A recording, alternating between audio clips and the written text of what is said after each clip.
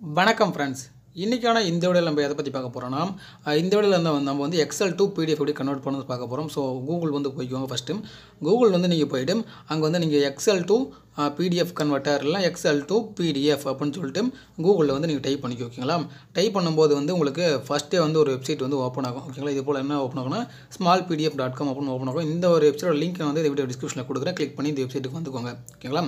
First open பண்ணி இப்படி தான் இருக்கும். இதில் பார்த்தீங்கன்னா சூஸ் ஃபைல் அப்படின்னு இருக்கா, அதை வந்து கிளிக் பண்ணிக்கோங்க.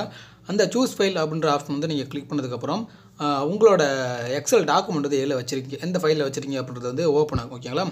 அது ஓப்பன் ஆனதுக்கப்புறம் நீங்கள் என்ன பண்ணணும் அப்படின்னா, எங்கே வச்சுருக்கீங்களோ அதை வந்து ஓப்பன் பண்ணிக்கோ. நான் வந்து டெஸ்க்டாப்பில் வச்சுருக்கேன். அதனால் வந்து நான் வந்து டெஸ்க்டாப்பில் என்னோடய ஃபோல்டருக்குள்ளே வச்சுருக்கேன். ஓப்பன் பண்ணிக்கிறேன். இது உங்களுக்கு டெமோக்கான ஒரு எக்ஸல் ஃபைலாக வச்சுருக்கீங்களா? இதை கிளிக் பண்ணிக்கிறேன். கிளிக் பண்ணி ஓகே கொடுத்துக்கிறேன்.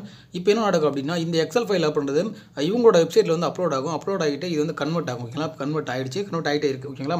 கன்வெர்ட் ஆகிரும். கன்வெர்ட் ஆனதுக்கப்புறம் இதை வந்து நீங்கள் எக்ஸல் டு பிடிஎஃபாக கன்வெர்ட் ஆகிடுச்சு. ஓகேங்களா? இப்போ நீங்கள் வந்து ஸ்க்ரால் டவுன் பண்ணி பார்த்துக்கலாம். இப்போ வந்து ஃபஸ்ட் பார்த்தீங்கன்னா எக்ஸல் இருந்துச்சு, இப்போ வந்து இது பிடிஎஃபாக கன்வெர்ட் ஆயிருக்கு. இந்த பட்டனை வச்சு நீங்கள் அழுத்தி நீங்கள் வந்து ஸ்க்ரால் டவுன் பண்ணி நீங்கள் பார்த்துக்கலாம். இது வந்து ஃபுல்லாக கன்வெர்ட் ஆயிருக்கான்னு செக் பண்ணிக்கலாம்.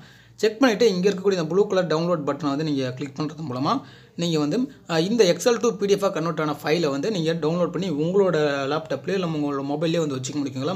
ஸோ இதே சேம் ப்ரொசீஜர் தான் வந்து மொபைல்லையும் சரி, லேப்டாப்லையும் சரி, கம்ப்யூட்டர்லையும் சரி, சேம் ஒரே ப்ரொசீஜர் தான். ஸோ இந்த ஸ்டெப்ஸை ஃபாலோ பண்ணிங்க அப்படின்னா நீங்கள் ஈஸியாக வந்து உங்களோட எக்ஸல் ஃபைலை வந்து நீங்கள் பிடிஎஃபாக கன்வெர்ட் பண்ணிக்க முடியும். ஓகேங்களா? ஸோ இந்த வீடியோ உங்களுக்கு பிடிச்சிருக்குன்னு நினைக்கிறேன். பிடிச்சிருந்துச்சுன்னா லைக் கொடுங்க. ஸோ இந்த வீடியோ ஷேர் பண்ணிக்கோங்க. தேங்க்ஸ் ஃபார் வாட்சிங் வீடியோ.